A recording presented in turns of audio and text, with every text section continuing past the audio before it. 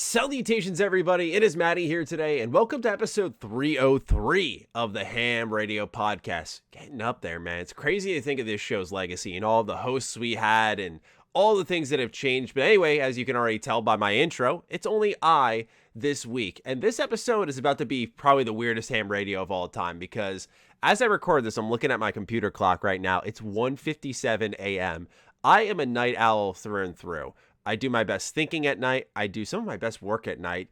I come up with my best ideas at night. This is just always how I've been wired. And so I've been looking at my schedule, and this week was, of course, Mother's Day. It was my brother's birthday. It was my girlfriend's birthday.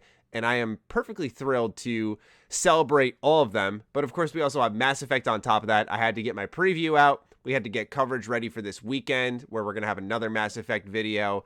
As well as I'm thinking a Baldur's Gate review is going to drop unless something changes and there's something more immediate that needs to take place.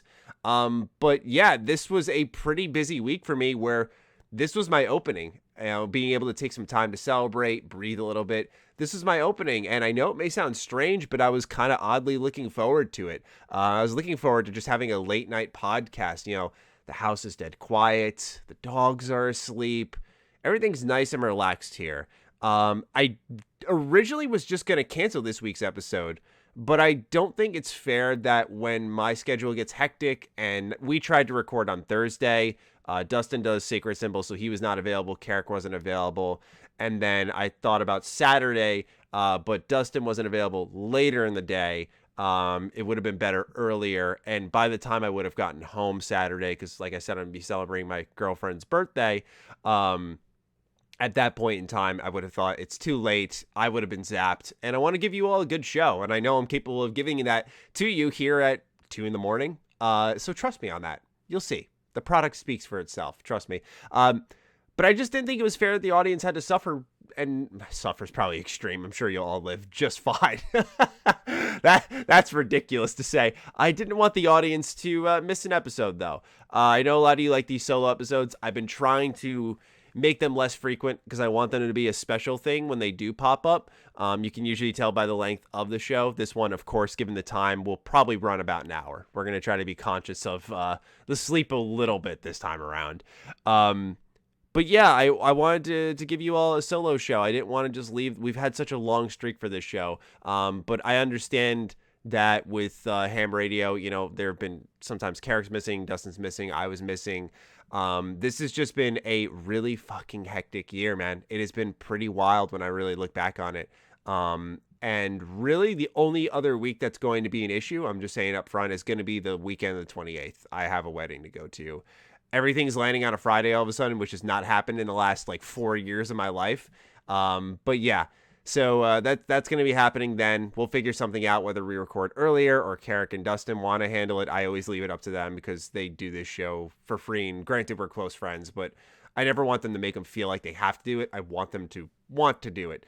So there's a chance that may be a solo episode. So I just want to make people aware of it. But with this being the weekend of Mass Effect, this didn't feel like the right weekend to, you know, skip out on an episode, not provide something. I love doing this show. I love podcasting. I think it's some of the best content I've really invested my time into.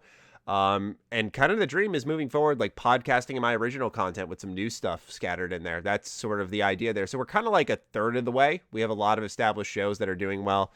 And I'm really excited to keep doing this. So I hope you all enjoy this solo episode. I think it's going to be a good one.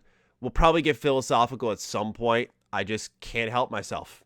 I don't know. I'm not a philosopher, but I can't help but get deep at this time of night. How couldn't you? I was just, doing some self-reflecting, and I was looking at the schedule, and I thought, hey, let's do it. Let's do this show. So that's enough for the intro. Most of you are here for video games, I imagine, and certainly I'd love to talk some games. That's what's the jam these days. So what have we been playing, or what have I been playing, really? A lot of games. Of course, Mass Effect, we'll have our own extended thoughts conversation on that in just a little bit, but I like to highlight everything I've been playing throughout the week just because I'm such a freakazoid. I play so many different games. I love so many different games. And now that the channel's growing and I'm able to just express all of that taste I have, it's been really nice to see how many members of our audience really connect. So I'm going to test you all right now. These two games came in. For those of you not watching the video version, we have Mega Man Star Force. Oh, I'm sorry. The mirror camera threw me off for those who are watching on video. Mega Man Star Force Pegasus and Mega Man Star Force 2 Zerker X Ninja. These were the kind of sequel series on the Nintendo DS to the Mega Man Battle Network series that I love so much. I actually never have played these before, and I am so excited to dive into them. So these are my latest cops. I'm very, very pumped about them. Not cheap games, by the way. About like $100 each. I'm gonna be real. I'm gonna hold myself accountable here. It's a maniac move. All right. I understand. You're like, Matty, what the fuck, bro? Like, get some help. I know. We're working on that, but just I adore Mega Man more than I really let on. Really important series for me. I've gotten nostalgic over the last year. I think just because of what's happened with the pandemic and stuff, I think I just yearn for a more comforting time, as we all do. And, fortunately, we're starting to come out of this thing a little bit. And so hopefully things will return to normal. But I've always been a nostalgic guy, but definitely more so recently. So getting Mega Man back in my DNA has been really integral to some of my happiness. And so that's one of the first games I wanted to talk about that I've been playing. I've been playing Mega Man Zero. So this is a sequel series to Mega Man X. For those who don't know, I'm more of an X guy. I don't want to say I don't like them. I like all Mega Man shit. I'm gonna be real. Like, I'm just a Mega Man chill. But when it comes to the original Mega Man series on like NES and stuff, the Legacy Collection, as I'm sure some people who got into it late know it as, that series it's good. But it doesn't light my fire like X does. And I think it's because X takes itself a little bit more seriously. There's the body upgrades. The lore there is interesting. They expanded upon it a lot more. It's also the one that received the least attention. They stopped at X8. They did Mega Man 11, but they never did like an X9. They even, I don't know if anyone knew this, they had a FPS. It was just called X at the time. Or I think X Maverick Hunter. Something like that. And it was, look it up. There's gameplay online. I think Polygon put it up. It's literally Doom, but Mega Man. It's so painful to watch because it's canceled. But yeah, Mega Man Zero. Back to that. This is the sequel to Mega Man X. And it's tough as nails, man. I mean, they added in this game save assist. So if you played on the Game Boy Advance or if you play like ZX Advent on the DS, they didn't have like an autosave on the level, and some of these bosses made me want to scream. I've just been playing the first Mega Man Zero. There's 6 games on this collection, but oh man, let me tell you what. This game's tough, and it will beat you into the dirt and make you cry. Yeah, fortunately in this remaster collection, they added save assist. So when you die, you'll it's a checkpoint pretty much. And it's made it a lot more tolerable. But I every time I died consistently at bosses, I thought to myself, there was a time I and many others played these games and suffered through repeating these incredibly difficult levels on top of the even more difficult bosses. When you get to some of X's protectors, oh my gosh, these pieces of shit, I have a personal vendetta against them. It gave me that feeling I got. We have a video on the channel, I think it's called like My Greatest Victory, for those who want to do a little Matty lore dive. And it's a Bloodborne video, and it's me in the Chalice dungeons, because I was stuck on this boss, and at the time, sorry, I had to take a drink of water. My voice is already getting dry. At the time, this boss was just, it was just making me its bitch. It was the blood-starved beast, but in the Chalice dungeon, the arena you're in is much smaller, so he'll just run you over, he'll one-hit you, they have your health, like, it's terrible. Between that and I think it's like Muspelheim or whatever, that's not it. It's the one that's in God of War that's like procedurally generated. I don't know what it is with PlayStation making these ass procedurally generated dungeons that you need to do for the platinum, but they need to stop. 2 is enough. Even if those are spread out amongst 3 years, that's enough. But yeah, last time I had a moment where I was like, "Fuck you," like violently to the TV. Was when I was playing Bloodborne, and I kind of had that with Mega Man Zero after beating one of the bosses. I was just like, you would have thought I just knocked this guy out clean. Like, I actually had a moment in real life where I was looking cool. Yeah, this game I love, but it tilts me. That's for damn sure. Next on the list, we're going to have, like I said, a review out this weekend. And if, like I said, something were to change, this is kind of like one of those videos where I can move it around to wherever. We've been playing Baldur's Gate Dark Alliance. This got a 4K re-release. And I am not impressed for the $30 price tag. It looks beautiful for what it is, like a PS2 game, sharpened up, new character models, or sharpened up character models, improved textures. The menus look great. But the audio is terrible. There's no online co-op. They just kind of left couch co-op. The trophy list is like a joke. I mean, and when I say a joke, I don't mean to say it's just bad. I feel like someone legitimately made it and went, Matt's going to be pissed about this. We're going to get him good. Like, I really felt like someone was attacking me over it. And many other people who care about trophies. I'm not your die-hard trophy and achievement hunter like I used to be in high school.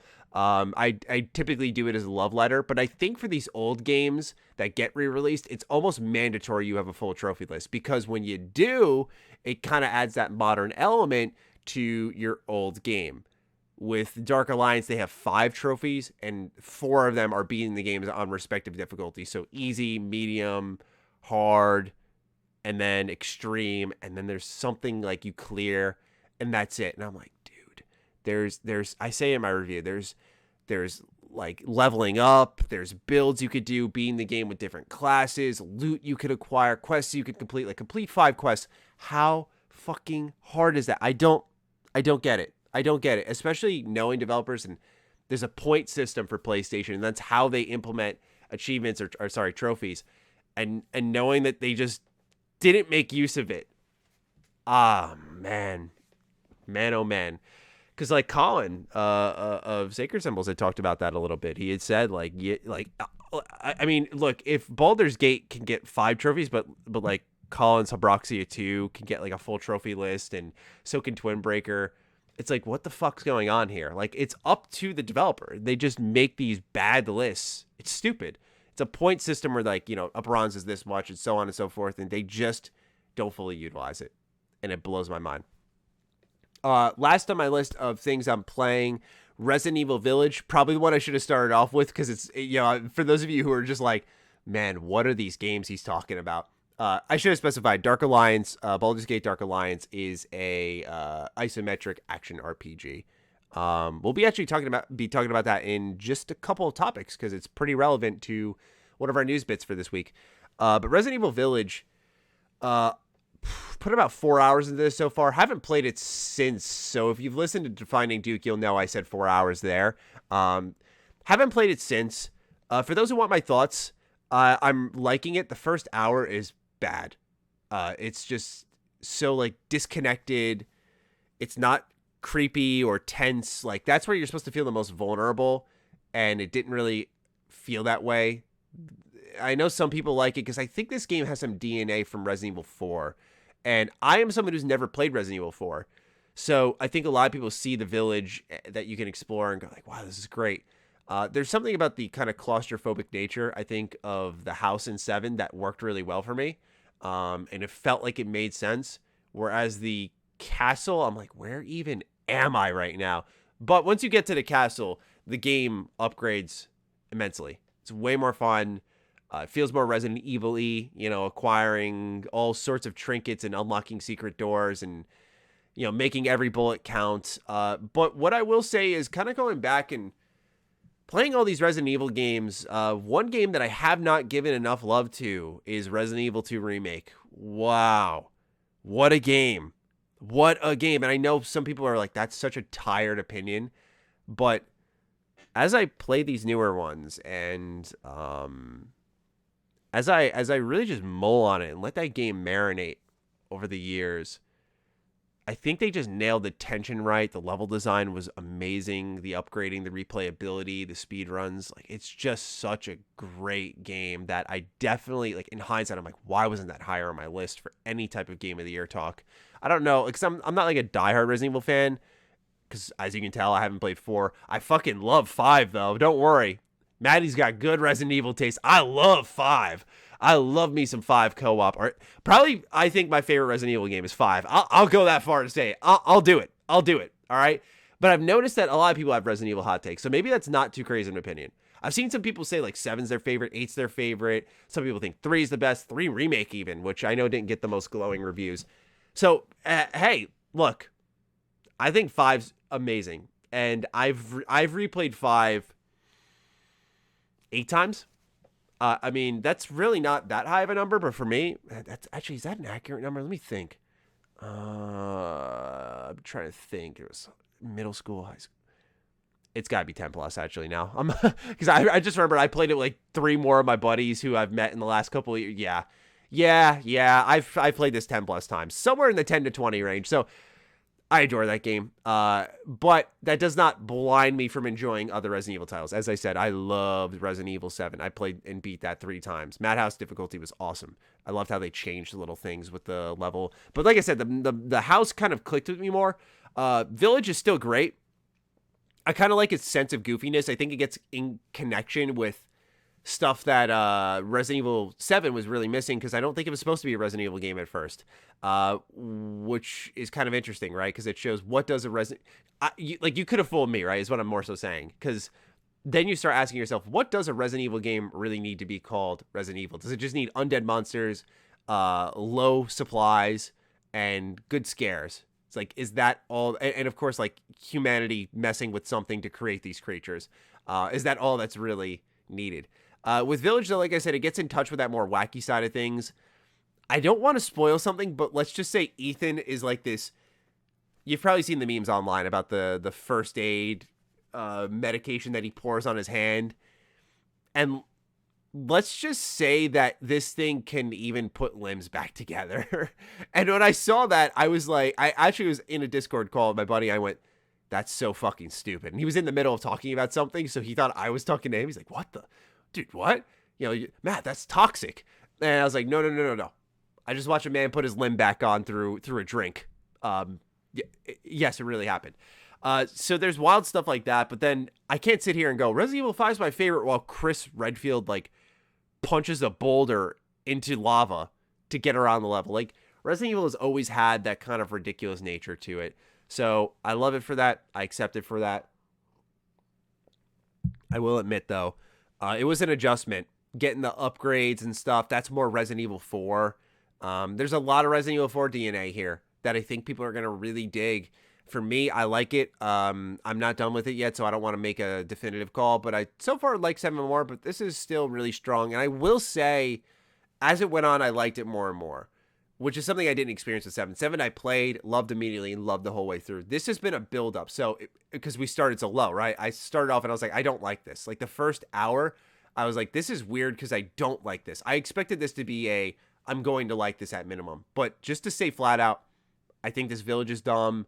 I think this pacing is bad. I'm kind of confused at what's happening here. And not like narratively I meant, but gameplay-wise. It wants me to go to a specific place and get caught in a specific place. I don't like when games do that because they try to feel open-ended and dynamic. But overall, it's like I'm just trying to get to an objective here. It just didn't scare me. And I'm a very much prime target for scares, by the way. But it has gotten better over time. Not in the scares area. Like Lady Dimitrescu, I don't know, Trescu, I don't know. Her following you around isn't as creepy or as tense as Mr. X, but still, when you hear footsteps banging behind you when you're trying to go somewhere and someone yelling, it'll get you going a little bit. I should choose my words wisely because there's some sick fucks out there. What I mean is it'll get you going, like you'll get a little bit nervous and you might go, hey, I'm going to die here. I may want to get to safety. That's what I meant. All right. Settle down, everyone. All right. Let's get into some more games technically that we're playing. Not really in the news yet. So Mass Effect Legendary Edition. I know some of you want my extended thoughts on this one. Happy to provide them. So if you have yet to check it out, I have a full preview up on the channel, really thoroughly breaking everything down. I was really proud of that because I made that at 2 in the morning. And that, by the way, was just because we got our codes for Mass Effect right as we were recording Defining Duke. So that was around like 3 p.m. I finished that. I started downloading everything when I got home. It's 100 gigabyte download. I went on a walk. I had to set something else up for my content. So I started like Tuesday night, grinded it a ton, grinded it all of Wednesday. I'm sorry. I'm trying to think how I did this. Sorry, no, the code didn't come in during Defining Duke. I got it Tuesday. I was working, got home, downloaded it, finished up the rest of my work so I could play immediately when I was done. While I was all downloading that 100 gigabytes, I did go on a walk. And then Wednesday was Defining Duke, where that was like a big chunk of my day. So every spare moment I had was spent on this game, testing, cross-referencing everything. And so I put like 15 hours into it. Now at this point, after streams and separate idle play accounted for, it's about 20-hour impressions. I fucking love this game series so much, man. I am stunned. We're really going to focus on Mass Effect 1. We'll talk more about like the changes and whatnot, but I'm just so stunned at how well thought out of a series this is. And I felt that same way with Dragon Age. You know, for those who have been following my content closely, you'll know I've done 2020/2021 reviews for Origins, Dragon Age 2, and Inquisition. And that has been really enjoyable because you start to realize with everything interconnected how much certain lore drops matter and just how talented the writers at BioWare are. And with Mass Effect, it's even more apparent. You know, Drew Karpyshyn's hand is all over this. And he did help write KOTOR, one of my favorite games of all time. My favorite game of all time. Sorry, I should choose my words wisely. So yeah, Mass Effect, when you play the first one, I mean, the way they set things up where it's this grand adventure kind of feeling as you earn your ship and everything, you eventually explore the galaxy. There is that feeling of, where do we go next? But there's this also pressing political issue of the humans have kind of just entered this whole entire new galaxy. And not galaxy, but this whole new world in a sense. And they're trying to learn how to live alongside all these alien races. They're kind of hesitant about it. Do the humans expand too quickly? Is this dangerous for us based off things that have happened in the past in the lore? And you just start to realize how well thought out a universe BioWare has crafted here. Especially with stuff like councils, specters, Quarians, Geth, the connections between everything, the Reapers, of course, you know, one of the most famous lines, like, what can you tell me about the Reapers? Just all of it is so easily digestible, where you're like, I get where they're going. I get what's happening here. It's easy to piece together, but there's so much. It's so dense. Like, it's interesting because I think that's the telltale sign of a well-written, well-designed world, is they can kind of give you the Spark Notes version with the main story, where you can get what's happening. You understand who's who, what's what, what's happening. There's something there. There's something meaningful there. There's nuance to it where where you can tell political leanings and how certain people feel about certain things, like Ashley and certain species. You know, that's less nuance and more just direct. But if you want to dive deeper, you can. You can go into that codex. You can read all those letters and just see the walls of text of years of events that occurred in the Mass Effect universe that you otherwise wouldn't have known about. So this is the first thing I really wanted to tip my cap to. It's been really refreshing after Andromeda, Inquisition even, where Inquisition I appreciate a little bit more, but those two games just don't even hold a candle to what Mass Effect as a trilogy was, and including 3, which I think gets a little too much shit. Anthem really fell off, even with Drew Karpyshyn helping. It's kind of what happens in this industry when we idolize one writer way too much, or one person in one position too much. They are just one person. They can have only so much influence. Like, even with Drew Karpyshyn involved, I don't think Anthem's story was great. Is it all his fault? No. But could he have brought it to this whole new level? No, in this case he couldn't. But when a whole team of writers is working together, led by Drew Karpyshyn, and they're all clicking well, like a KOTOR. I think he did Jade Empire. I'm not sure. Like Mass Effect, you can feel that. You can see what's happening there. I'd love to just crawl around his brain one day. Just know what's happening in the head of Drew Karpyshyn. But anyway, yeah, just wanted to tip my cap to the writing first and foremost. Otherwise, gameplay. We're playing on Insanity right now. We started that up on our stream. It has been most excellent. What's interesting is, I thought it'd be more difficult, but we're on Mass Effect 1, and you're able to kind of gimmick the system a little bit. We died 3 times as of this point in time. So while we record this is, like I said, 2 a.m.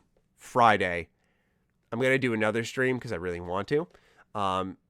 And when we do that, there's a chance I die more. But as it stands, moment of recording this, 3 deaths. We've explored an uncharted planet. We took out the biotic cultists. We've gone through some of the Citadel, some of its side quests. We've done, of course, Eden Prime. And we're staying alive. I really have to say, for those of you who want to do Insanity or harder difficulties, Barrier is busted. I mean, super busted. It's just like, oh, my shield's out. Here's another free one that can just last and absorb a ton of damage. The kicker is on Insanity, they use Barrier pretty liberally, and you can just start lighting someone up and go, oh shit, they're not dying as quickly as I would like. So I'm loving this new challenge, though. It's been really nice because when I played Mass Effect, it's typically been about the conversations, the choices, the questing, with gameplay taking a back seat. And really only in Mass Effect 3 did I care a lot about the action and the gameplay. And even then, it wasn't really tactical. It was just like, go forward, because I was playing on normal. But now, because we're playing on Insanity, I'm commanding my team more. I'm developing a new affection for this series that I didn't expect because I'm playing it in different ways. Like, I know a lot of people joke saying, I'm going to buy the trilogy Legendary Edition. I'm going to make all the same choices. I highly encourage you, don't do that. Challenge yourself to play in a new way. Challenge yourself to do a different playthrough and try new tools and tricks. Like, explore this unexplored area. That's the beauty of RPGs, man, that I don't think enough people... It's why we get less and less ones with choice and consequence, because people look at the data and go, we made like 8 different choices here and only a handful of people saw it through. Try out new builds and new ways to see the game out, and I know that's rich coming from me. I'm playing as a Vanguard, which is one of my favorite go-tos, but I have another playthrough going right now where I'm an adept, and in Mass Effect 3, when I was younger, I played as a soldier. Like, try new builds, try different things. Go full Renegade. I know you're not going to get the ending you want, but do it. Just do it. That it's fun. Trust me, it's really fun to break that mold and do something new. I see way too many people just embracing the idea of, and of course you play how you want, but if you're like in that comfort zone, these people put so much time into these RPGs for a reason. Like, explore their choices, explore their hard work, see the other things. That's like the best feeling. I mean, if you've been a long time viewer of my streams, you'll know you've seen me play games that I thought I've played and seen them all and gone, wait, what is this moment here? Dragon Age has happened before. These are all BioWare games, but it's also happened in Bethesda Game Studios games. Like, play them differently. Try it out. Explore different corners of the world. Do the extra quests. It's an awesome feeling when you have that moment where you think you know everything, even though you've put hundreds of hours in, and you're like, I never saw this before. And that's like a really cool feeling. So I just want to lend my encouragement for that. Oh God, I spilled some water. Hold on. I'm going to drink some first and then wipe. Ah, God. Whatever. 2:30 in the morning. Who cares? I'm literally going to plop in this bed right behind me afterwards. Who cares how much water I got on me? Whatever. Other extended thoughts on Mass Effect. Gameplay-wise, Mass Effect 1 feels pretty good. There was one change that I didn't note in my preview that a lot of people were hyped about. It's that you can actually recharge the Mako while moving around. So when let's say you're fighting like a Thresher Maw or whatever, you can actually start repairing the vehicle with the Omni Gel. and be moving around. So this was something that was really nice to see, people excited about. One thing I will say, though, on the side of things that everyone may not be agreeing on is the visuals. More and more I'm seeing people's thoughts. I'm feeling that people are going to be kind of hit or miss on this. I think it looks objectively better in most areas, but there are certain models and animations that look funky. There's new bugs that are introduced through this where I think there are going to be that kind of legion of people who just say go mod the original Mass Effects and play them that way. Because kind of like what happens with Bethesda Game Studios games, you're going to see modders take a look at what's added in Legendary Edition and kind of bring it to the modding scene. So whatever new hairstyles are there, the default femshep, I'm not sure if that's there in Mass Effect 1. I've never inspected much of the modding scene for Mass Effect. I'm pretty much getting familiarized with it. But I feel like that's what's going to start to happen, because I had people literally come in back to back to back on my stream, and they're like, looks the same, looks amazing. Wow, they changed nothing? Wait, is this the original? Oh, this looks incredible. The lighting, oh my God, that moment. So I think it clearly looks different. And if anyone says this is just a graphical upgrade and nothing more, they are lying, because there is a ton of new content that's been added, changes to that gameplay, changes to how things control. Not all of it perfect. Like I'm on the note of that, I say this in my things that should be improved in Mass Effect. One thing I noticed was that Mass Effect Legendary Edition with Mass Effect 1 doesn't have the ability to like fire off multiple abilities in combat. I know that was poorly worded, by the way. Fucking deal with it. It's late. But what I mean by that is, let's say I have warp and I have throw. I can't just use them both at the same time and have them equipped. Like, you have to use warp, then open up the ability wheel, select throw, then use throw. And it's good right now in Insanity, where things need to be a little more methodical, a little more tactical would probably be the better word.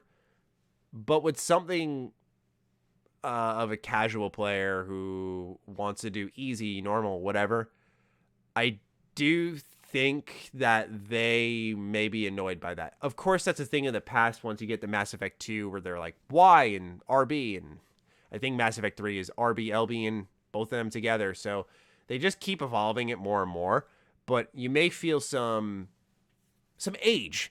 And I've warned people of this in my review. I think there is some age there in Mass Effect 1, but definitely less so than if you went and played the original. The other thing, I should have said this in the visual part, film grain. I want to emphasize this one, right? I don't want to retread my review too much. I keep calling review. My preview too much. But the film grain in Mass Effect Legendary Edition has been dumbed down big time. So if you really like that, it added something to you. Going back, wow. Especially Mass Effect 1, holy fuck. You can even see it in my video, and that's saying something, because YouTube compresses videos, they break them down, they look so much worse than what I'm actually looking at. But even in that, when I say, look at the difference in film grain, you can actually see it on YouTube. That's impressive. Like, you don't have to download a raw file. You can literally see it on YouTube.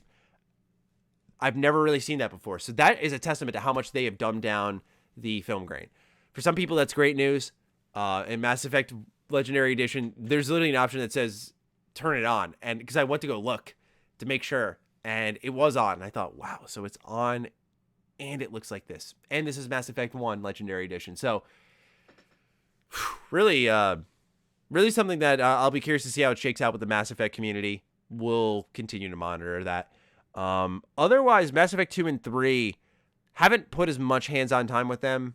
Not because I don't want to, or because I didn't even have the time to. Just, that's kind of the interesting nature of being a content creator is I want to make all this content, but I also want to just play the game. And that's why these streams have been fun, because I'm able to just play through the game and still be making content. I can't emphasize how important that is. And it's why with the the supercut, which I'm feeling pretty good. We're gonna hit our Patreon goal right now. Let's do a little Patreon live check-in here. Imagine we like passed our goal while I'm sitting here. That'd be kind of wild. All right, so our goal is at 2,000 per month. We're gonna start investing in doing in getting editors and doing the Mass Effect Legendary Edition Supercut. So we are about $40 away. So I'm pretty confident. I believe we will hit this. And when we do, I'm going to take those streams that we're doing and I am going to just shred them up, take all the highlights, all the funny parts, all the bits, throw skits in maybe if I feel it makes sense, add in little funny tweaks and edits and all this stuff, out of context clips, and just make it like this definitive, hilarious way to watch Mass Effect. This is entertaining. I don't want to use the word hilarious. Entertaining way to watch Mass Effect. And it's a way that I can provide playthrough content on my channel while making it this more original thing. You all know, like, that's kind of the goal of 2.0. So it's just been it's been really nice to just be able to play the game. I wanted to really do a bang out with content this weekend. Between my preview, the 5 things that need to improve.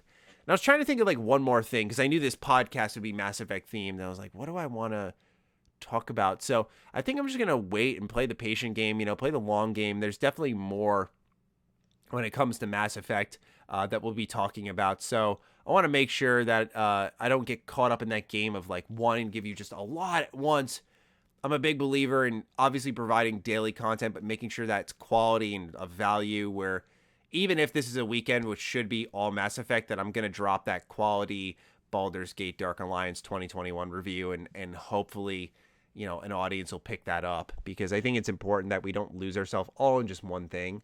A lot of creators attach themselves to one thing, and I don't think it's smart. I think it's good to be attached to a genre maybe, but one particular game, I don't know if that's like a wise move, but I'm really just thrilled with this game. I was talking to the community managers at BioWare, and they were asking me about bugs and stuff, so they're kind of like in tune on what's happening and making sure that the game is doing as well as it can.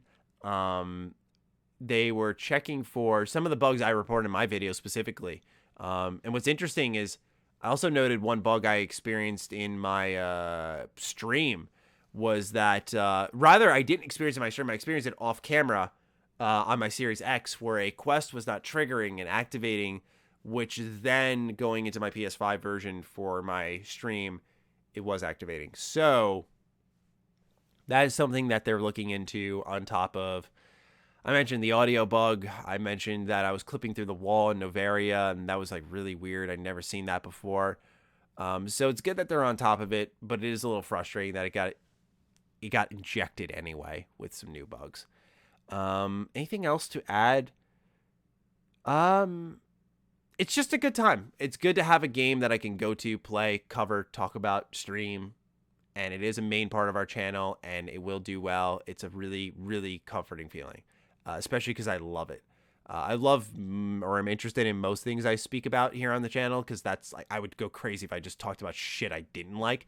But I just cannot emphasize to all of you enough how thrilling it is to be able to be like, yeah, I'm not only an RPG guy, like I'm a Mass Effect and Dragon Age and just BioWare guy. Like, this is the company that defined so many games that I played growing up that I love to death. Like, we're gonna do a Jade Empire RPG Time Machine soon, because that was what the audience voted on. I'm just loving what I'm doing. I really am. And we'll get into that a little bit, talking about some content later on. For now, we're gonna move on to news, because I feel like I'm rambling a little bit. It's hard to keep track at this time, All right, so next up is... I typed that in incorrectly. Next up is Dark Alliance. So I said we were going to get back into Baldur's Gate Dark Alliance a little bit, and this is in a different way. So some news has landed. The $40 Dungeons & Dragons Dark Alliance is coming to Xbox Game Pass day one. So we're going to read the full write-up over on the Xbox news site and then get into it a little bit. I'm thrilled to announce that Dark Alliance will be available on Xbox One, Xbox Series X/S, as well as Windows PC, phones, and tablets via xCloud Gaming Beta with Xbox Game Pass on day one, June 22nd. This game will also support PC and console crossplay at launch. Gather your party, choose your adventurer, and get ready to set out in an epic brawl through Icewind Dale on June 22nd with Xbox Game Pass. Forget character sheets and math for the night. Dark Alliance is a third-person action brawler that drops you and your friends into the unforgiving, frozen hellscape of Icewind Dale to take on the iconic Dungeons & Dragons monsters and collect epic loot. You can venture out on your own, but with the addition of crossplay on PC and Xbox featuring up to 4-player co-op, why wouldn't you? By the way, they are not doing couch co-op yet. They said they're going to do that later and that they kind of got a little carried away.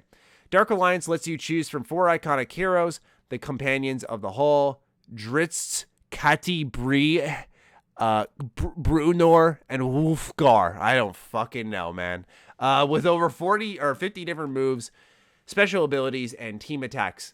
The combat is pick up and play, but difficult to master with emergent strategies and tactics, depending on the situation, skills, and monsters. Choose what's best for you: rapid strikes, backstab executions, and a giant panther. Drizzt is your guy. Acrobats, long-range bow and arrow warrior style. Kati Bree will suit you just fine. Whatever your playstyle, the Companions have you covered, and it's a good thing they do. So, this is a spiritual successor to Baldur's Gate Dark Alliance. Once again, coming day one to Xbox Game Pass for Xbox One, Series X/S, and PC, as well as streaming to your phone. So everywhere, which is awesome, by the way. I think this is a really wise move because not a lot of people are talking about this game. So to clarify, this is different from the Baldur's Gate Dark Alliance I was talking about. That I did do a review for, or that I did a if I could talk, did a review for. This is called Dungeons & Dragons Dark Alliance, and it's kind of interesting because Baldur's Gate Dark Alliance is set. Baldur's Gate is in the Dungeons & Dragons universe, so yeah, Icewind Dale. That's the difference maker here. This one doesn't look to light my fire as much as the original Dark Alliance did on PS2, Xbox, and GameCube, but I'm gonna give it a chance. And this is not the next Game Pass Day 1 announcement I expected from Xbox. I'm still a Scarlet Nexus guy. I really think they're going to do Scarlet Nexus. That game's getting no marketing. The demo's there on Xbox first. I don't know if there's progress carryover, but I can't help but look at that and think to myself, like, man, you know, this is another game outside of MLB The Show. And while MLB The Show is high quality, I think I can talk for all of us when I say MLB The Show isn't really your big get day one. That is something that excites core gamers. And that's no disrespect to Dark Alliance. It's no disrespect to Outriders. Outriders, one of my top 5 of the year still. I really liked Outriders.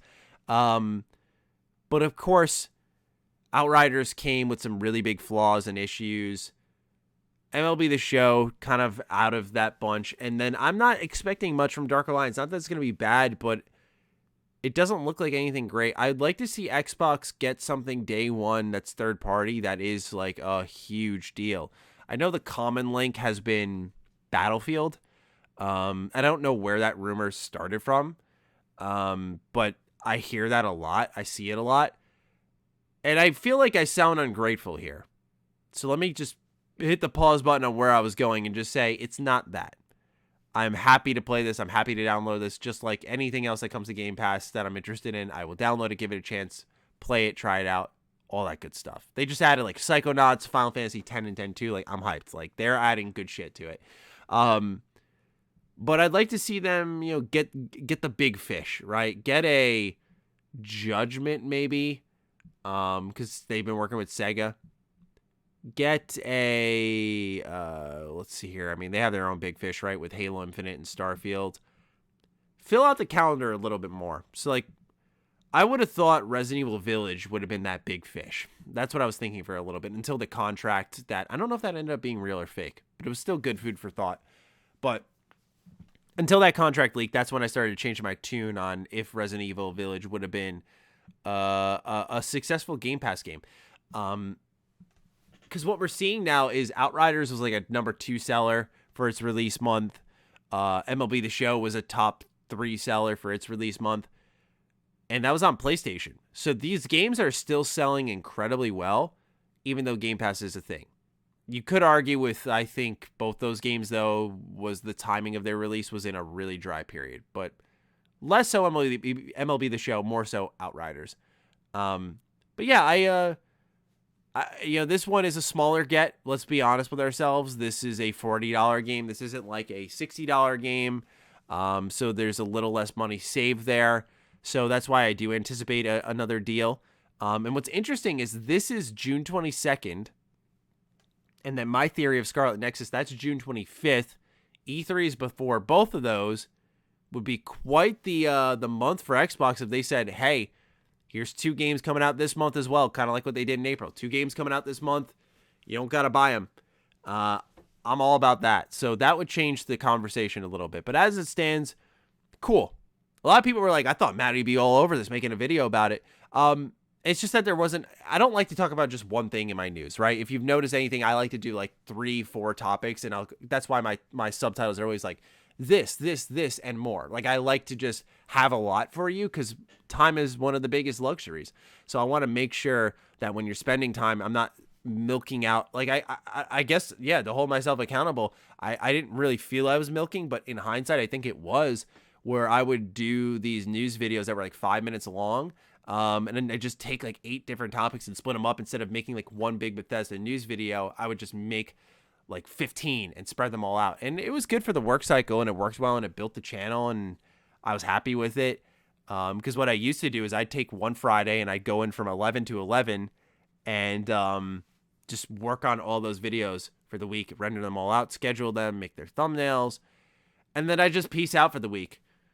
And in a way, I kind of miss that. I fucking hate YouTube's algorithm now because they just force 10+ minute videos and daily active uploads.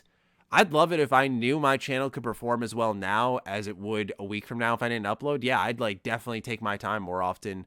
Not that I don't now, but just, of course, I mean this on like taking a day off from YouTube to work on the original project a little bit more. You know, we're working on another Life and Death. We're working on a Dark Age of Bethesda video because we passed that Patreon goal. We're going to be working on the Mass Effect stuff.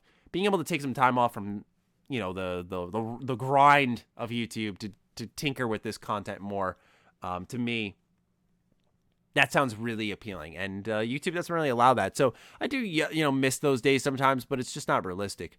And I'm happy with where my channel's at. I'm loving the content I'm doing. So I'm not really complaining. I'm more so just vocalizing that it's good things and bad things in all aspects of life, I suppose.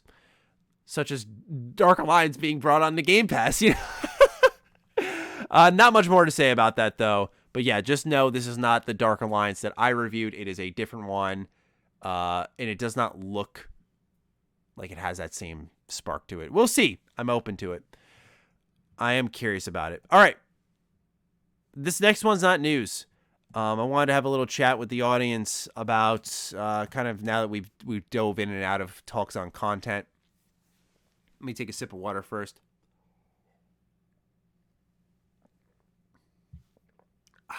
Pardon me. That was a big gulp. I'm sorry if you heard that.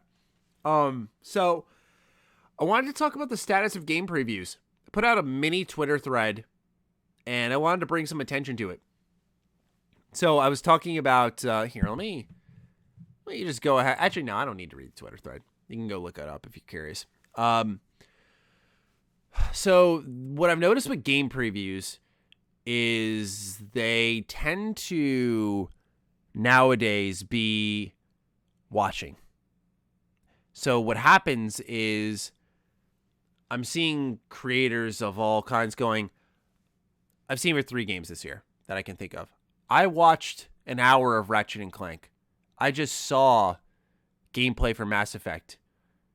I have seen some new content for, what was it? Ratchet? Deathloop. That was the other one. And I think it's so unfortunate for consumers that that's what's happening now. Because now we're getting conversations about games based off what we've seen.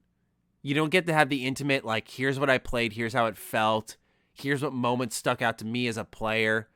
That has been cut off. And some of you may be listening and going, well, it's a pandemic, like, not everyone's going to travel to the events.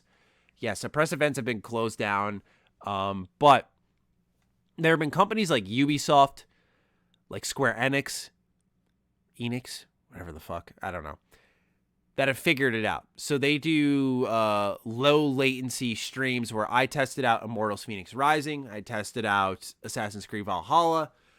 I tested out Watch Dogs Legion. I tested out Outriders. And I was able to enjoy all of these latency free pretty much at home. And if they can figure it out, then I know EA could have. I know for a fact that Sony could have. I know Bethesda could have. But these companies are opting to give you less hands-on time. Why wouldn't they, right? Isn't that... No one's talking about it either because there are creators who are benefiting from it. Just saying, I saw gameplay. And I'm like, dude, imagine if you and I are chilling. You're playing a game I've never played before. I'm watching it on your couch. And then I go and make a video about what I saw for an hour. That sounds crazy, right? That's pretty much what's happening. Except it's worse. Because you have, let's say, Insomniac with Ratchet, or Bethesda with Deathloop, or even Mass Effect, where they're like, here's a small, highly edited, absolutely perfected sliver of our game that has been posted for you, the people who are going to market our shit, on how good this is. I came out of, let me think. I'm trying to think of all my previews. I've came out of, Mafia was one I tested as well. I forgot about Mafia. Yeah, I tested that as well here during the pandemic. That one was different. That was a individual code was given to me, downloaded, and it was a local experience that I had that was limited. I don't think companies should be giving us less access. I understand. I'm happy for my fellow creators who are able to say, like, they get these opportunities, they get to connect with these companies. But it's so bad that now it is marketing. You could make an argument. I would disagree. You could make an argument that me playing the game and making a video, even if I didn't like it and I talk about it, is something where it's like, yeah, you're kind of marketing for the game, because I'm still getting a lot of views on something that is pre-launch coverage, and it is a special access thing. So I could hear you out on that. I would disagree, but I could hear you out on that. I don't know if there's much room for an argument, though, that these previews where you watch something, hands-off stuff, I don't think that's anything else but marketing. Because I mean this with no disrespect, anyone could sit down and watch gameplay roll and talk about what they saw. I think it takes skill to play something, to be able to showcase it, and then find the right words to describe it. I try to toe that line of not being heavily scripted so that there's room for just actual conversation and flow. And I think I do a good job, but I look at someone like Skill Up as a really strong example, like just a clear, scripted, but like really good vocabulary, just seems to find the word for everything. Karak's the same way, of course. These are great reviewers. I do my process a little bit differently. I'm not saying my way is the highway. My way or the highway, rather. But that's really important, and especially in the preview space, just knowing, is a game worth your attention? And really what I try to do is take the confirm or deny approach with these previews when I get my hands on them. Is like, I'll read my feedback from my audience. What are you looking for from this game? What are people expecting? What are they hoping for? I can confirm it does this. I can deny, like, it does not do this. This is not happening here. Is this good? Is this bad? Getting into all of that. Just breaking it down in a pretty concise manner. That not being there. I know we can brush it off and go, well, Mass Effect came out well. We can look at, of course, Ratchet and Clank, which looks phenomenal. Deathloop, not getting a lot of buzz, but that looks phenomenal.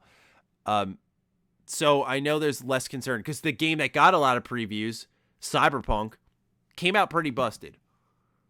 But at least there, you were able to lay your hands on it, play it. And I would still say I like Cyberpunk, right? Like, I'm not afraid to admit that. A lot of people are all of a sudden. I'm like, I don't give a fuck that it was super broken in the way where I'm not going to hide my opinion because I enjoyed the game a lot. I had a great time with Cyberpunk. But even there, I think you could still tell there was the DNA of a great video game. Maybe not the best of all time like people were looking for. I thought it was one of the better AAA RPGs, one of the best. Just from a comparison standpoint of the likes of Fallout 4, stuff in its league there.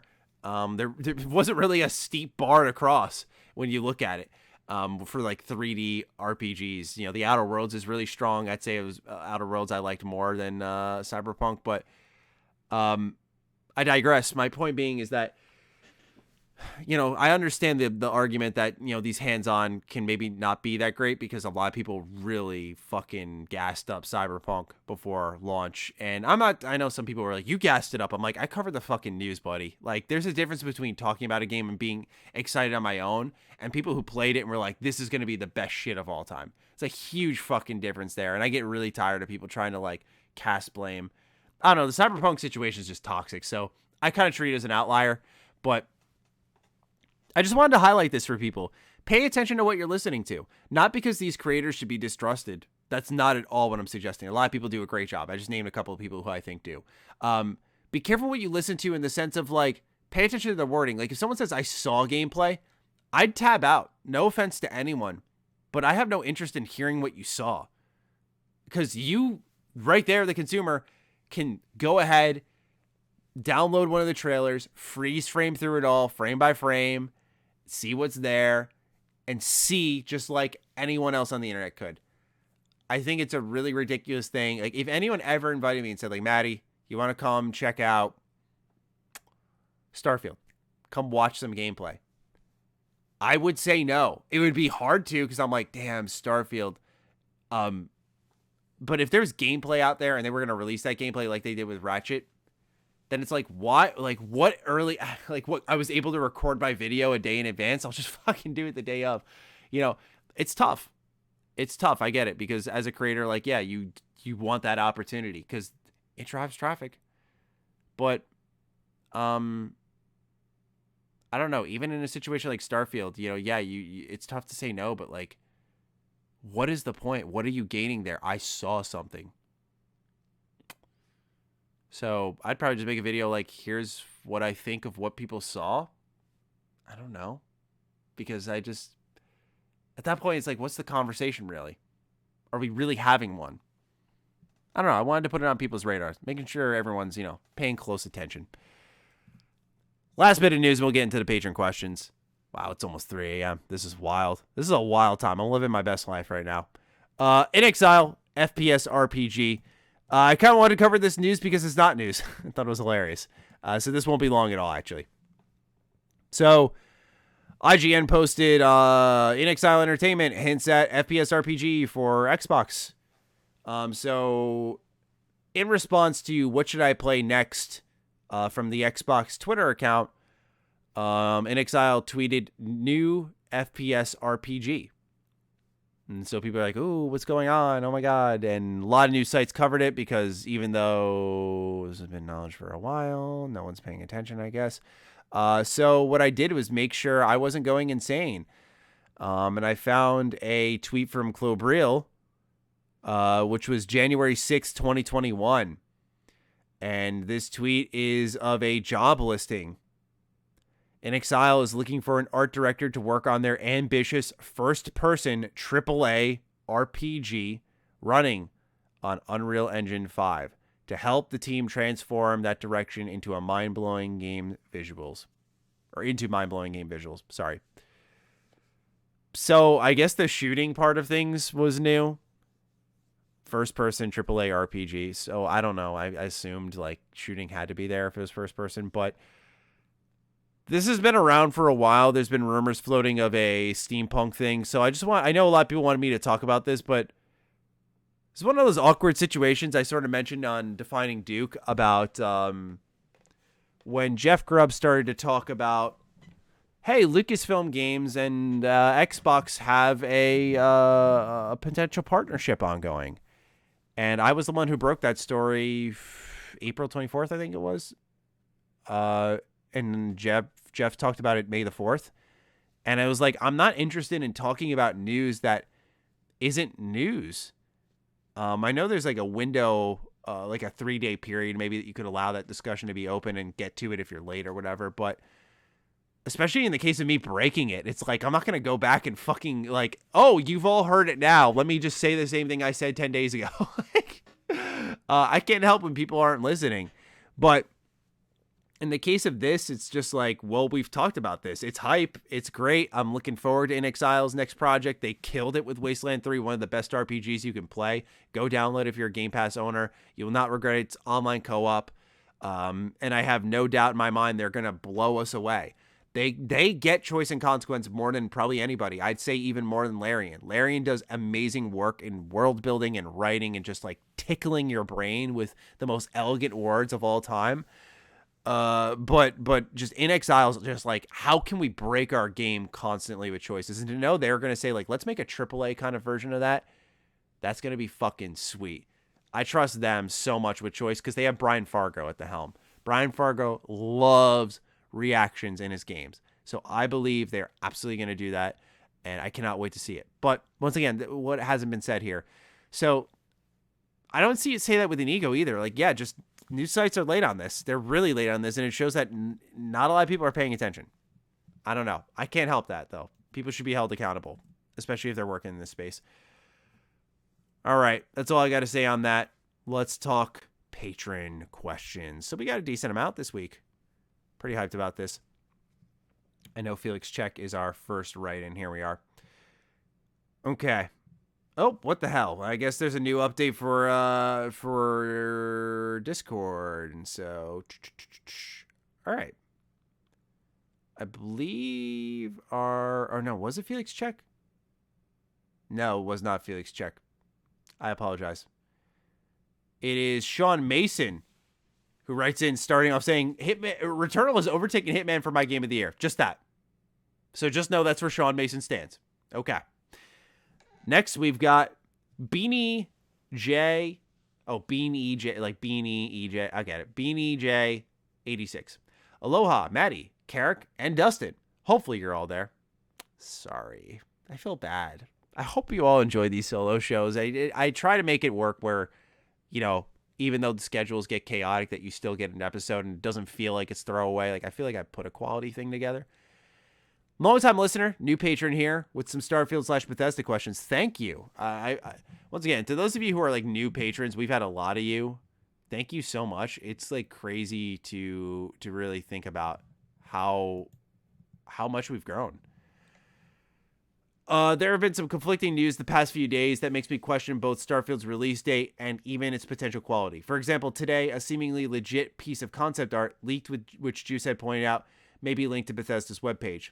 This seems to be small, but a positive sign for a 2021 release to me. Conversely, Jason Schreier made some headlines by replying nope when asked if it would drop this year. Separately, Skullsy, another YouTuber you've worked with in the past, oh my god, where'd all this gas just come from? Did a short video discussing the growing number of departures from Bethesda Game Studios, which he argued this may be because Starfield is finishing up, making me nervous as departures can sometimes indicate troubled development, especially since some of them seem to be longer-term employees. Am I worried for nothing? Thanks, gents. Longer term, yeah, that's always a worry.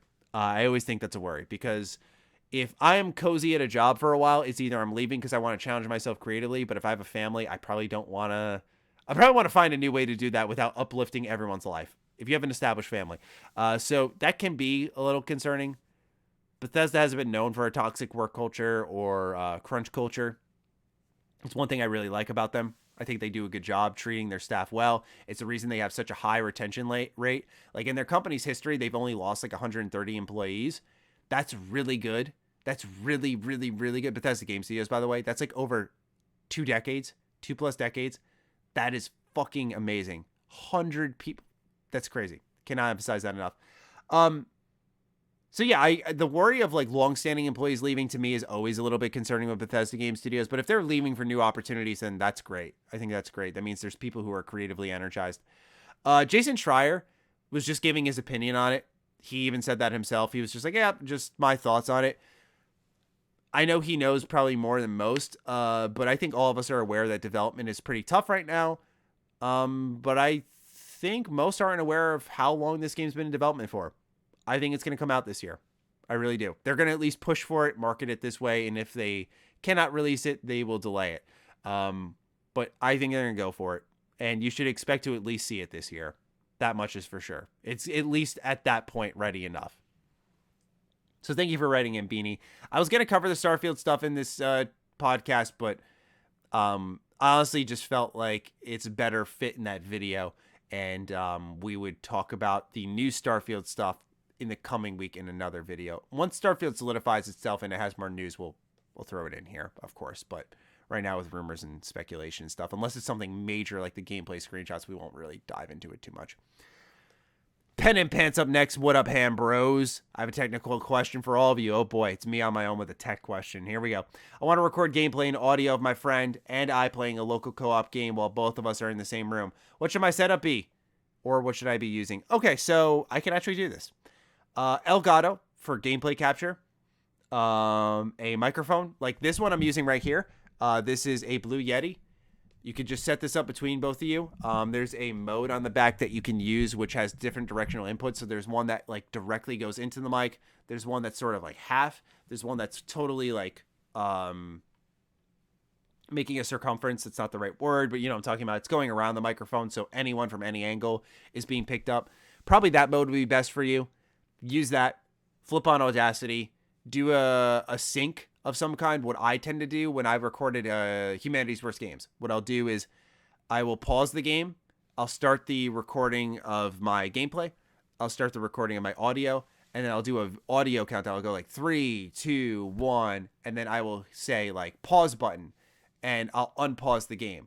And I'll try to click as loud as I can near the mic so you can hear that, so you can sync everything up with when the pause button, when you unpause the game, now the and you hear the pause button being hit, that's where the audio should be synced up for that moment. And then the rest is all synced and ready to go. So that's what I do every time. And it works pretty well. So that's all you really need. If you want a camera, that adds an extra element of editing there, because then that's one more thing you have to sync up. I think cameras add something to it because, once again, anyone can kind of sit there and play a game and yell behind a microphone. But if you're on camera, that adds a little something, a little energy, facial expressions, personality. You know the drill. That's why we're always on camera. It's really important. But it's up to you and your comfort level and how much you want to go into it on. Bonus question from Pen and Pant. Are any of you Beautiful Joe fans? I recently bought the first 2 games on PS2 after coming across an old PlayStation demo disc that had Beautiful Joe 2 included. I really want Capcom to bring my man Joe back. Never played it, so I apologize. Can't say much on it. I looked into it at one point in time to add to the collection, but didn't feel like the timing was right because I wouldn't have played it anyway. All right. Atmosphere 327's up next. Hey, Ham fam. Love the show ever since finding it about 2 years ago. Keep up the great work. Thank you. Appreciate you. Got a question mostly for Maddie today. Ooh, as a fellow fan of Baldur's Gate Dark Alliance, what are your thoughts on the re-release not having online co-op built in?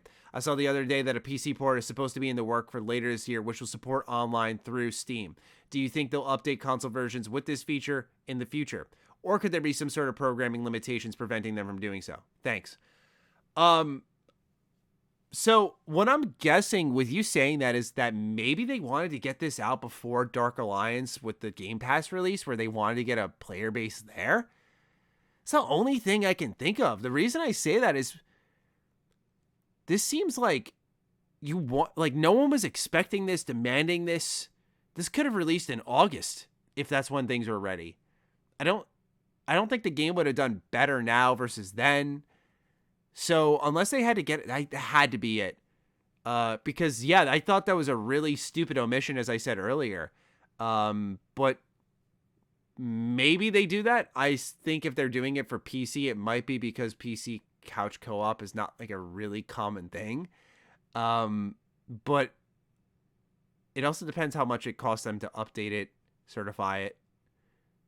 So I'm going to hope so. I don't want to put my bet on it, but I'm going to hope so. I think it makes a lot of sense for them to do that. I think this game needs it big time. I think it needs more trophies, more achievements. They delayed their... That's the thing. This was kind of weird. They now that I think about it, they announced the game, right? They're like, it's coming out on PS4, Xbox, the next-gen consoles, PC. It's coming out on Switch. And then they delayed the Switch version out of nowhere. They were like, we had an unforeseen issue. I'm like, why the fuck? What a chaotic announcement. It had to be because of Dark Alliance, like the new one. Had to be. It's my only guess. Chris Cozy's up next. Hey, Ham Nation. I like that we got all these different ham things, like Ham Bros, Ham Bones, Ham Nation. It's just wild. It's been a while, but I randomly had a bone to pick with how bad Dead Rising 4 was. Oh, right. The first 3 games were a lot of fun, but 4 was a hot, buggy piece of garbage with the real ending chopped off and resold as DLC. That still sucked.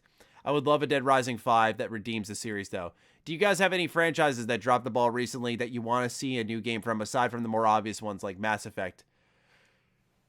This didn't drop the ball. For some fans, it did. But I think Mass Effect... sorry, I was reading Mass Effect, so that's what I said. Dead Space, another space thing, would definitely be the one I'd pick. Dead Space has been dormant for too long. Dead Space 2 is probably like my favorite horror game of all time. I picked it for a back compat pick of the week for Defining Duke. I just really, really like Dead Space. I think it's combat, its HUD, it's top tier. Just the ability to like pick your enemy apart with the plasma cutter, all the different tools you get, stasis and kinesis and all this stuff. You can just do some wild shit. And then like 3 is, let's do co-op and weapon upgrades and go crazy with it. A little less scary, but I still really, really, really, really liked it. But I understand why for some people it was like a step away from what they liked about it. And I'd love to see them go back and try again and get it right and like reboot it, maybe remaster collection. I don't know. I would be all over that though. A remaster trilogy of that.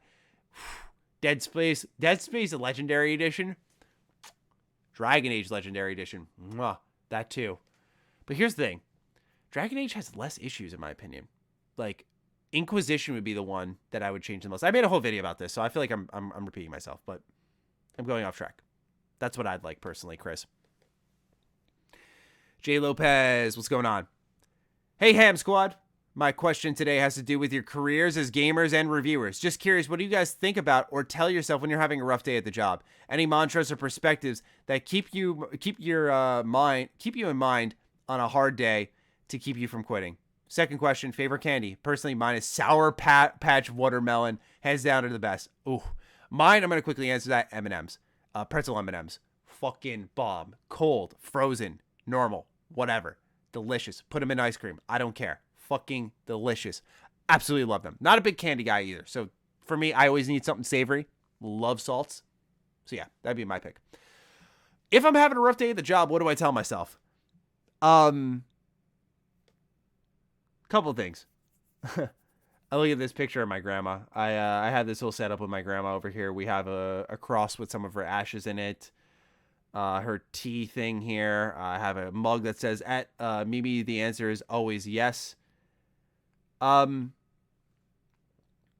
think about, this is it took me over an hour to get to this point, didn't it? So I'm a little proud of myself.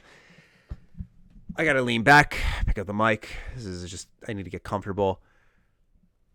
I think about a number of things. Number one, I think of you listening. I think of the audience. And I see way too often how often that I'm able to turn your day around. Not always. I don't think that's always the case, and I don't want to be presumptuous and think that's something that's happening a lot, but knowing that I am unknowingly turning days around through my work makes me think that my energy and my excitement for games is worth something. 'Cause I'm good at other things, but I have those mini panics where I'm like, dude, if YouTube said we're not doing this anymore, or gaming stopped, I know those all sound far-fetched, but I'd just be like, wow, what do I do? Like, this is what I love. This is where my heart is. I don't want to go work for like a fucking company and like schmooze and PR and shit. So it's just the love for you, the audience, who has given me everything. And, I brought up my grandma because I looked at her, and I think of how proud my family is. I think of that a lot. Just because, I know my grandma before she went, she never got to see my studio space, but she was really proud of everything I built, man. And this is my treasure. Not Persona 5 treasure, Palace treasure kind of thing, but I value what I do on an intimate level that you just can't match. You as in, like, compared to other creators. I've just been through so much with this job. And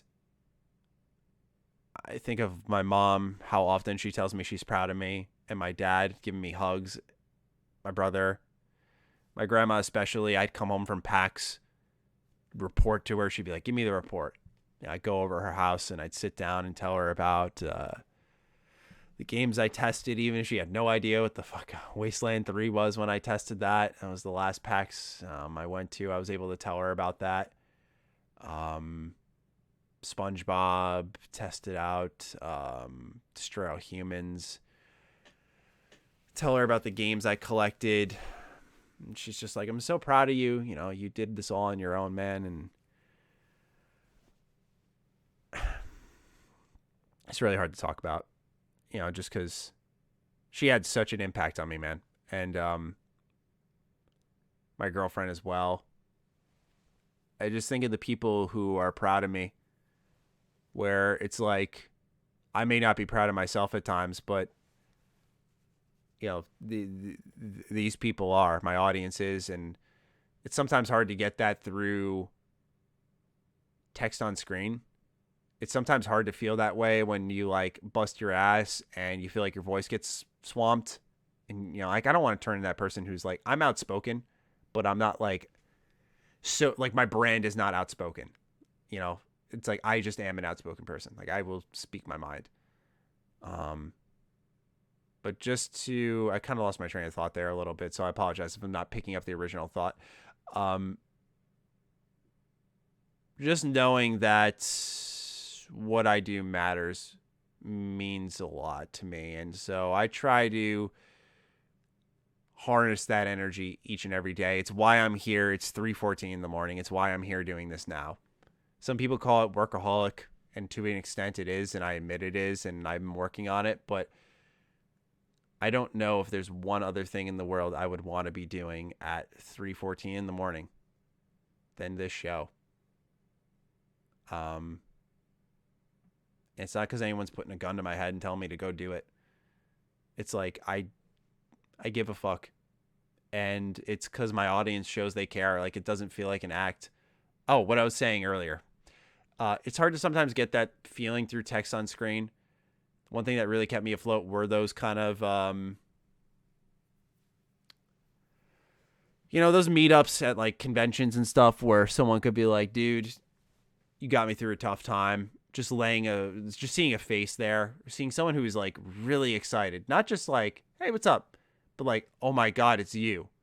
And hearing that, it's like, yeah, it's me, dude. Yeah, it's YouTube guy. What? Like, come on. Like, I'm just a normal guy.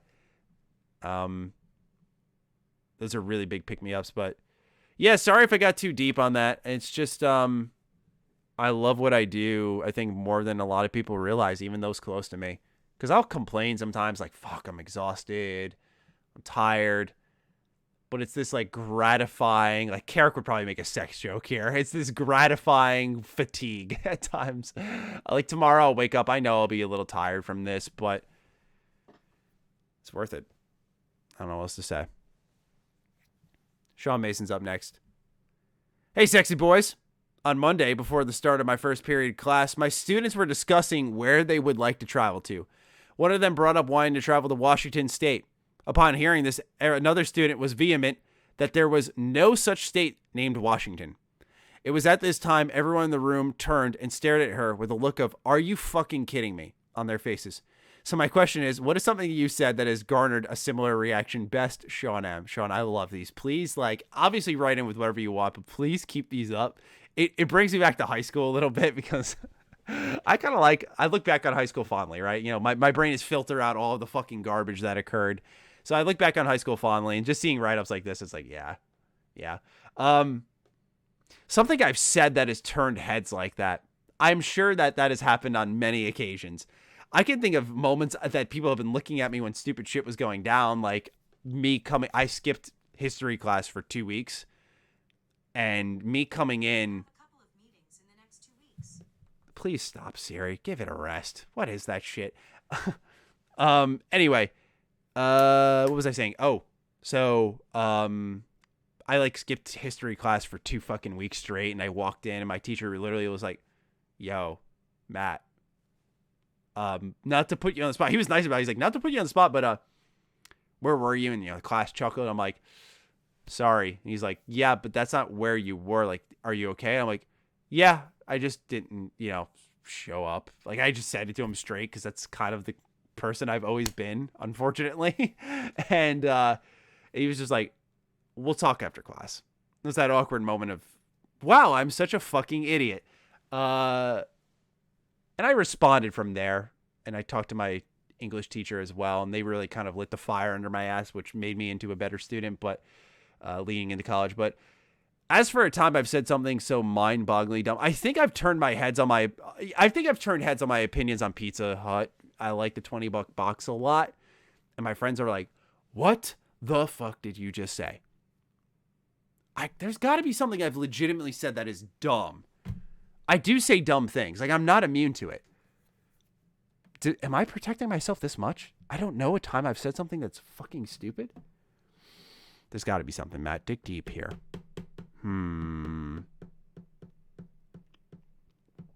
Certainly, I've had almost a million heads turned to the near perfect thing, but I digress.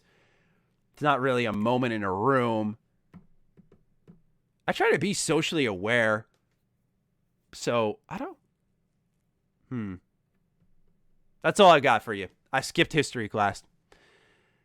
All right. Top Simp Gimp. Bonjour, Maddie, Karak, and Dustin. I've become a patron after listening for years, spanning all the way back to the glorious Fallout 4 reveal days. I remember the feeling of that orgasmic excitement as you, Maddie. Good times. It was indeed. And thank you for joining. Appreciate having you on board. I recently brought the SNES back into rotation, and I was wondering if any of you guys played Starwing. It looks like a big, heavy bag of shit, but still fun and challenging. Also, if you punch yourself in the face and you cry, are you weak or are you strong? Keep up the great work. Cheers. I hate to admit this, but I'm going to have more of a conversation about your second part than your first part. I was never an NES or SNES owner. I actually did. I had an NES for some time. My dad's coworker gave me his, and I fixed it up, and it started working, and then it stopped working. So I was like, "Oh, I'll buy my own." Never happened. SNES, I always dreamed of having because of Turtles in Time. But then I bought the whole fucking arcade cabinet. So, hey, I'm winning. But that's the only game I can think of that I had an attachment to. Chrono Trigger, maybe. I've never played that in full. So I have that on my DS, though, and that's kind of like the definitive way to play it. So I don't have anything to say on Starwing. I can look this up, though, because you said it's a heavy bag of shit. Hey, we got a new patron while we were talking at 3 a.m. That's kind of crazy. We're about 30-something bucks away. That's awesome. Oh, Star Fox? Yes, I have played this, then. I have played this. Apologies. I have played this through the Nintendo Online thing. And I thought it not only looked like a big, heavy bag of shit, but it played like one, too. But that's just me.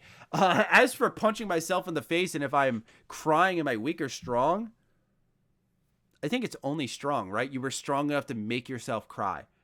Not only that, you were emotionally strong enough to hit yourself hard enough to cry.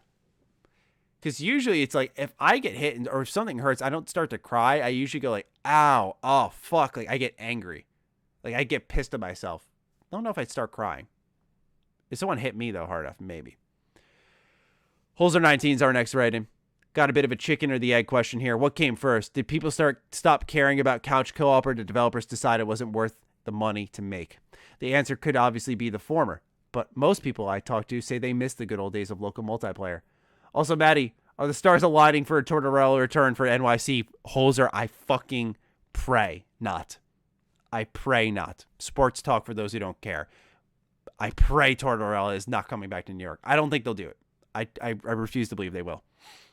As for this, I think it's developers decided it wasn't worth it because there's more money to be made just making online spaces, microtransactions, that type of stuff. You don't make more money by getting more people in a room. There's games that play great when more people are in the room, like Smash Bros. That's awesome, but there's an online nature to it. You could do couch co-op and online co-op. That's the best you'll get, though. Although, I think there's a game moving out. I think that does couch co-op only, no online co-op. I just think it's weird nowadays.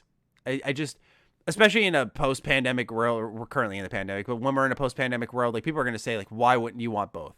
So, King Calig's up next. Sup, Ham Fam. I don't know if you like this nickname, but please do if you do, please give it a try. That's fine. We like anything. As long as you're not just saying like a weird random insult, we don't care.